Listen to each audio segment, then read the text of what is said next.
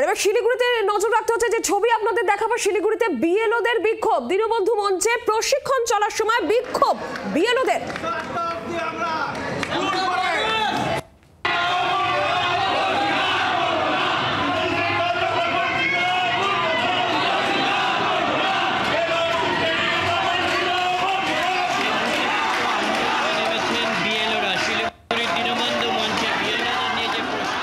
নারায়ণ সিংহরায় প্রতিনিধি রয়েছেন। নারায়ণ, ঠিক কি কারণে বিক্ষোভ দেখাচ্ছেন বিএলওরা? দেখো, আজ শিলিগুড়ির তথ্য কেন্দ্রের রামকিঙ্কর হলে বিএলওদের একটি ট্রেনিং ছিল। সেই মোতাবেক বিএলওরা এসে ওখানে যোগ দেয়, কিন্তু দেখা যায় যে হঠাৎই মাঝপথে তারা ট্রেনিং ছেড়ে উঠে তাদের বিক্ষোভ দেখাতে শুরু করে।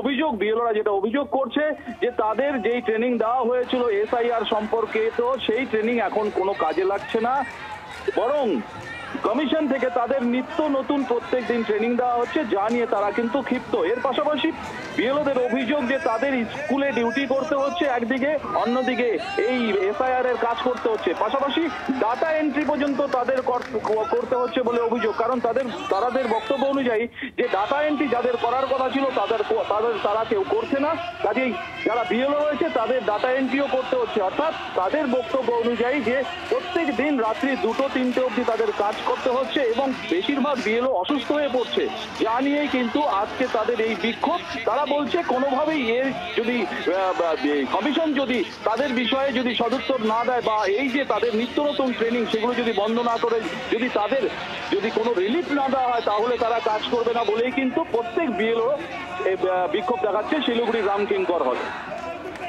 ধন্যবাদ নারায়ণ।